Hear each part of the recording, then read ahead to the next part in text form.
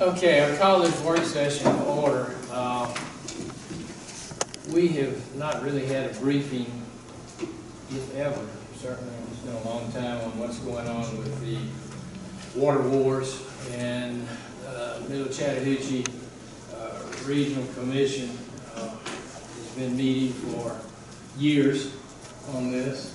Jim Woods was part of that group first round, and then when the second round, he ran quickly. But we have with us tonight, and certainly appreciate Jim's service, and we had other Harris Countyans on there also.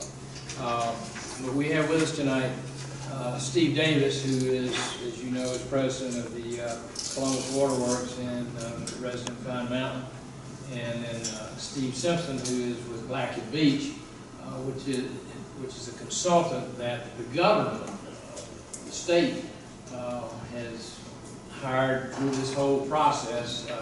I believe you got one or two other.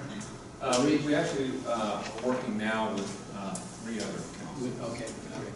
So it has been an awful lot of work has gone into this, and I just thought that, you know, we may get questions from time to time, and I thought it'd be good for all of you to know what is going on there. And so with that, I'm going to turn it over to you. And, Excellent. I don't know if you would prefer that I stand or sit, but whichever suits you. My name is Steve Simpson, and Harry did a great job of introducing me. I'm pleasure to be here. It was our privilege to work with the Middle Chattahoochee Water Council, both on the inaugural round of plans and on the latest update. And so what we'd like to do here tonight is do a quick tag team presentation. I'm going to talk about some of the background and basis, kind of set the stage for the regional water planning. And then Steve Davis was the chair of the Middle Chattahoochee Water Planning Council, and so he's going to talk specifically about what's in the Middle Chattahoochee plan. And then hopefully Harry is going to be our closer and talk to you about where to find more information and kind of path forward.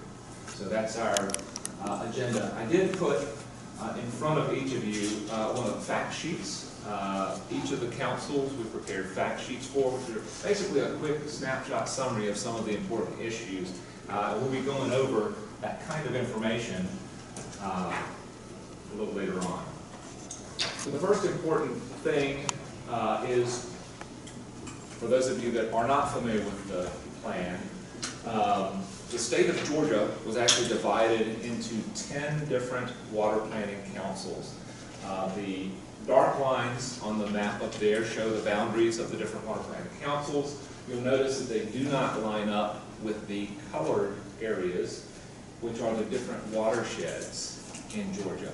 Now, the counties that make up different regional water planning councils have a lot of commonality in terms of watersheds. So they line up pretty well, but not exactly. So the important takeaway there is that you share water resources with your neighboring councils. So what you do matters to them, what they do matters to you. There are 11 counties in your water planning council area, and we'll talk about representation a little bit later on. In terms of milestones, I said there were 10 water planning councils. There's also one water planning district. That was the Metro District, and it was actually created by legislation before the state water plan was created. So if you look at the timeline, 2001 was when the legislation was passed creating the district, which led to the creation of the district plans. And then in 2004, the statewide water planning act was passed, which led to the statewide water plan, the water councils, and then the inaugural and updated plans for each of the councils. When the state was starting on this planning process and developing legislation, the goal statement or the vision statement that they had was that Georgia was going to manage water resources in a sustainable manner to do 3 things: to support the state's economy, to protect public health and natural systems, and to enhance the quality of life for all citizens. So that's for the grand vision that's contained in that legislation, which the plans seek to implement. So specifically for the Middle Chattahoochee Council, the council was blessed to be supported by a number of members. There were 28 appointees in the latest round of planning from 11 different counties. So we had good geographic representation across the region. And then there was also a variety of interests of participation on the appointees. So that was all good. You'll see this photo was taken with some of the Middle Chattahoochee Water Planning Council members when the plan was updated in June of 2017. So if you look closely, you'll see some familiar faces there.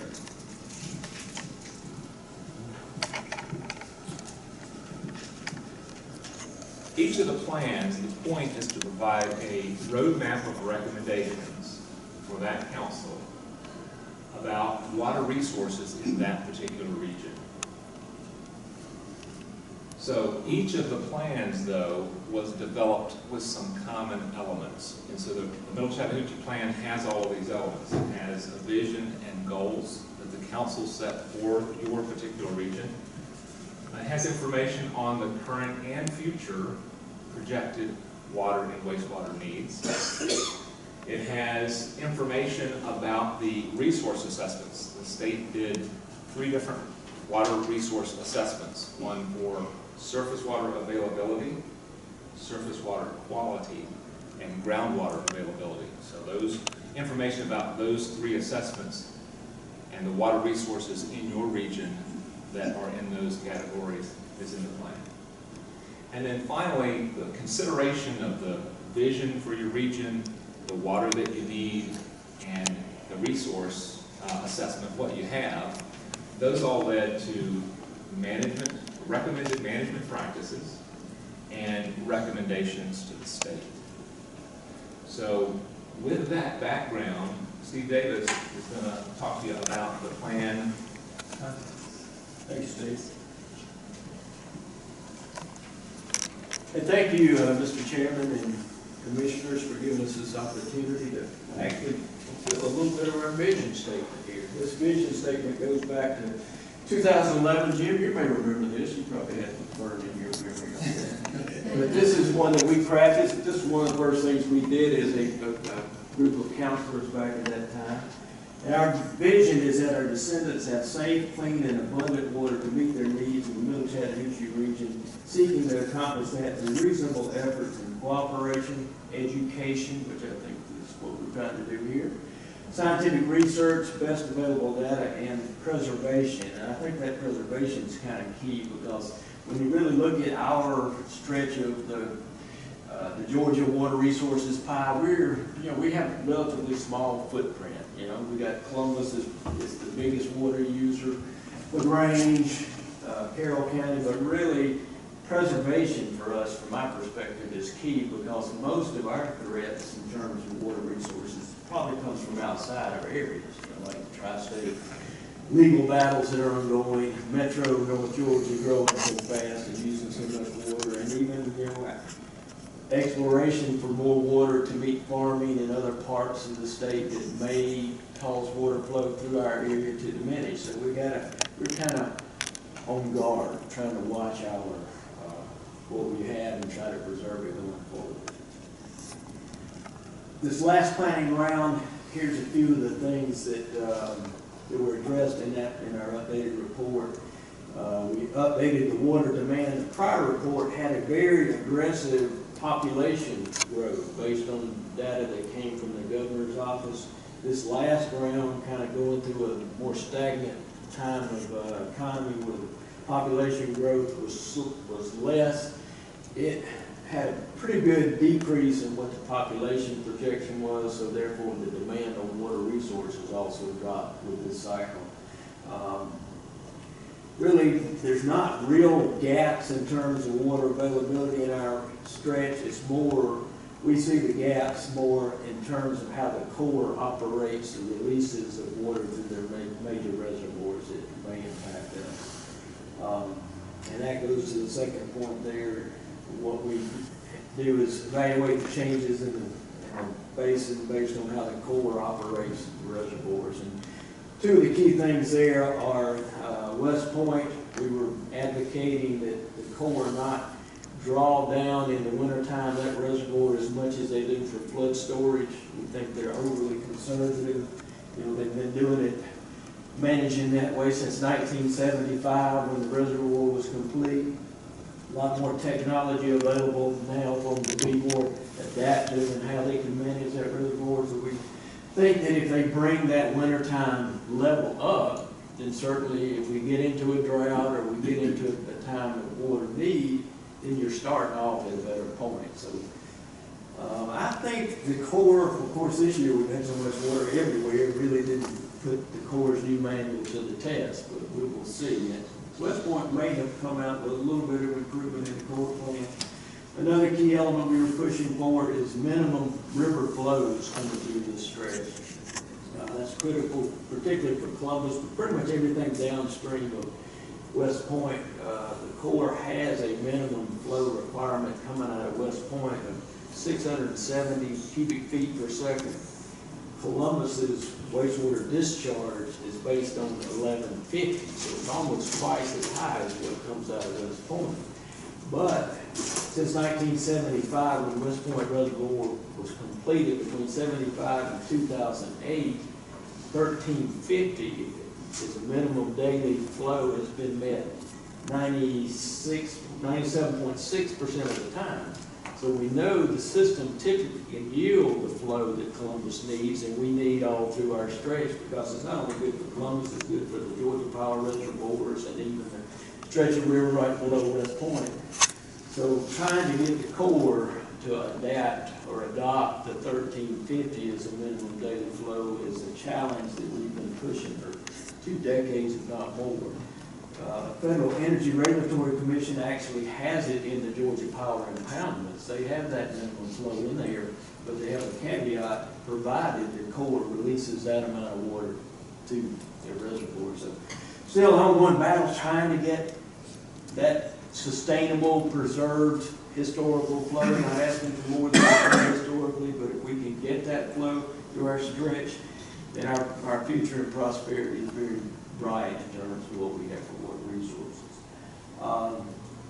Third point, coordinating with neighboring water councils. We coordinate with the upper and lower Flint councils as well as the metro group. We have done more of that this planning cycle than we did the others, so there's good collaboration. There's some consistency of thought that Harry will talk about in his closing comments. But we have had more open dialogue probably with the Atlanta area and really kind of sharing some common goals, because when Atlanta hits water resource depletion, it's going to hit them probably sooner than it does us, so trying to share ideas with them I think is a good thing. So we're all using one resource together, so we got to manage it better in the future, and that kind of goes to point number 4, improved implementation of best management practice. We're just trying to keep better, getting better and better how we manage this resource as our populations and demands increase on it.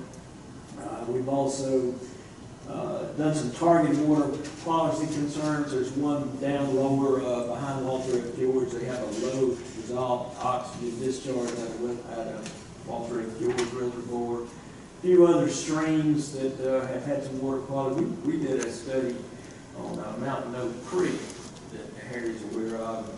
It was listed on the EPA's 303D impaired streams list, and we said, why would that be? This is a wooded, rural, natural watershed. They don't seem to get much better than that.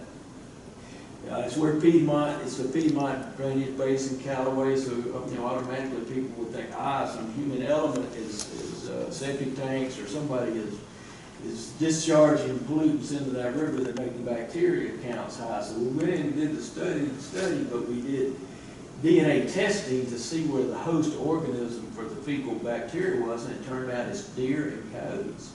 So there's going to be an interesting management plan to see how they, I think the bottom line is don't drink the water unless it's treated,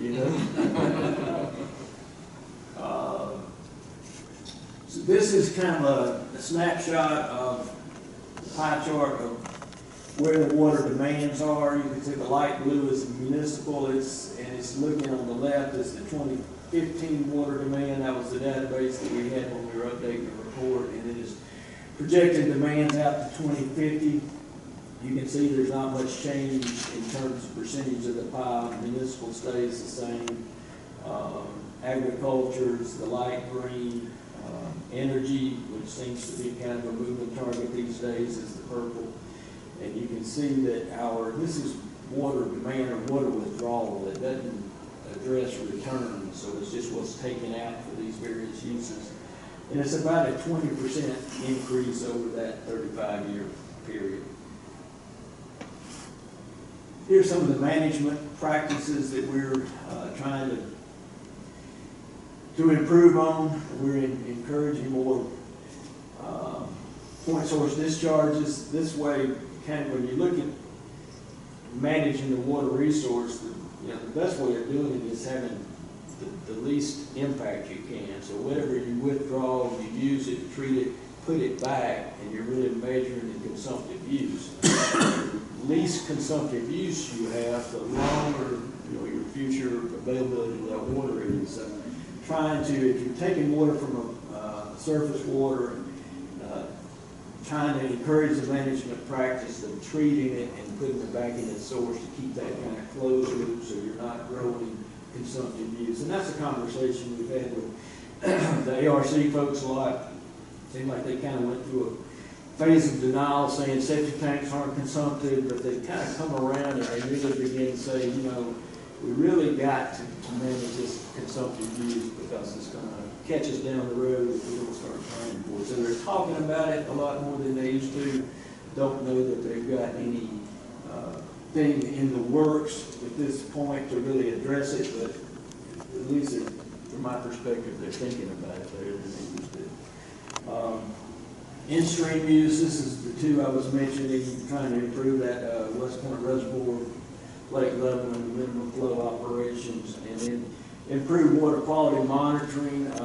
You just never can have enough data on your water quality. We do a lot of sampling from Columbus way on down into Walter of George. We've got working with Georgia Power, and we're doing some studies in the reservoirs from West Point all the way down to George, including the Georgia Power reservoirs. We're doing sediment studies because we're looking for where nutrients may be that will get activated into the water column that would encourage aquatic life like hydrilla and algae, because algae can really be bad for drinking water. If y'all begin to get it in your lake, you may have noticed in the past when you treat it, some of your customers complain about a musty odor. Algae can, while it's not a health issue, in most cases it's not a health issue, it's an aesthetics issue. If people are tasting water and taste good, then it kind of makes you question the water quality. So we're doing that study working with Georgia Power CN because they want to kill the hydrilla. If they kill the hydrilla, it may also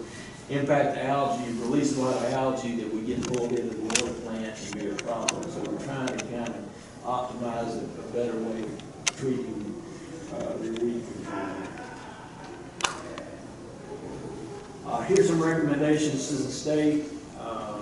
At top one, we made that recommendation, and we'll continue to make that recommendation. And gave a similar presentation to the DNR board in Columbus last week, and we'll show you a slide that kind of hits on this a little bit in just a second.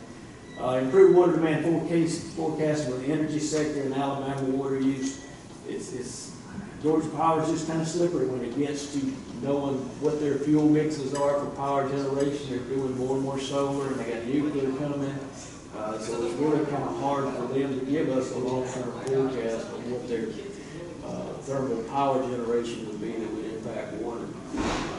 Also, you noticed all our counties pretty much border Alabama, yet Alabama's really not in the planning table with us. So they're using the same resource, but they're not on the same page with us in terms of managing the resource. Better relationship there would be good.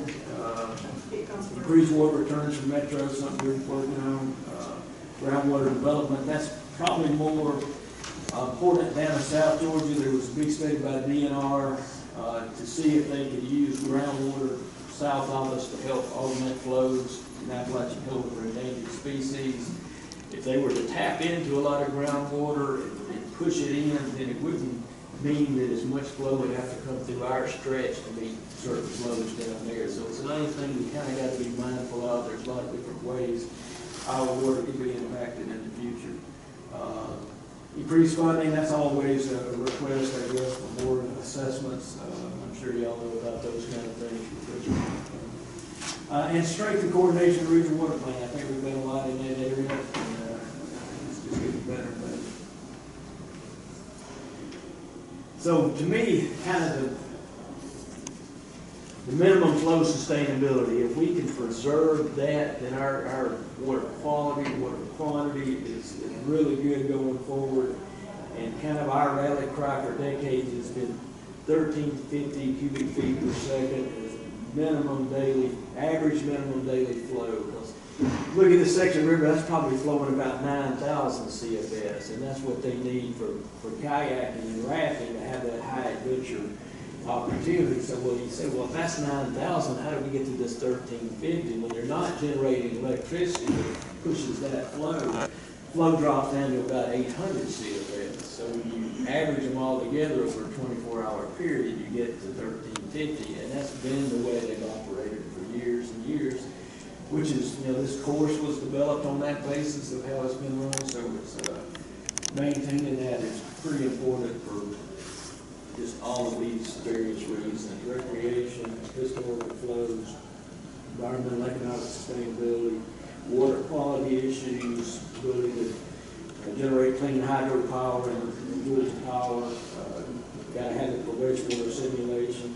Helps maintain the Georgia Powell Reservoir lake levels that all their leases are very sensitive to, and it also provides us a level of drought resilience. I think that's all I've got, Mr. Chairman. Thank you. Well, Steve, I appreciate that. This has been a long-term process. We've learned an awful lot. We really look at the Flint River as part of it too, because when you get down below Waltraf, George, the Flint and Chattahoochee merge, and of course that flow coming out of that is what's important to Florida and the oysters down there. So that's allowed us and helped us get to know the folks in the middle and lower Flint, in addition to the metro area. We've also learned an awful lot more about the uses for agriculture and how much they take. And, that's a part of it. West Point with the lake is interested in tourism. It's like Harris County has got a big part of tourism. So we've learned about agriculture and the stuff that's done there. They've been great. All those big watering deals that you see in the fields, it's amazing how much technology is in those. They can actually measure how dry each portion of land is as they go along the way and control the flow depending on the need for that area. And they do the timing of it. So there's been an awful lot of work together. We've also studied the aquifers, underground aquifers and storage, and looked at that and the possibility of drilling wells and how you control all of those aspects of it goes into this. We also had, in round one, had the opportunity to work with a world-renowned I don't know what to call him, a statistician or what, but that studies water and reservoirs and supply, and then another one out of had another approach, but it was very, very similar out of West Georgia College. Those were part of our initial recommendations to the Corps of Engineers as far as sustaining the water flow and how much storage is in each one of the reservoirs and how they would react. Of course, the Corps of Engineers typically is not too easy to work with, and they read our stuff. I don't know whether it's helped any in the changes, but it's been something that really has been an education for those of us to do it. It helps us understand from the agricultural side as well as our side what we need to do and what's best. Steve mentioned the ruling of the bad quality water. So that was an interesting outcome. It kind of takes us off the hook, but it's still knowledge that that is there. We do work very closely with EPD on this. EPD director tries to attend every one of the council meetings where possible, and we have an open dialogue with that individual. So it's really been a very cooperative process as far as Georgia is concerned. Alabama has been a little bit less than forthcoming on some data that we would like to have that would help us look at an overall approach. Anyway, I don't know, the latest update, of course, is that they have kicked this back, the water wars kicked it back to the courts, and asked for a new administrator to oversee this, and we're just waiting until we hear what that administrator does. I think today was a deadline to answer questions that the Supreme Court had pushed back to that special master, so I don't know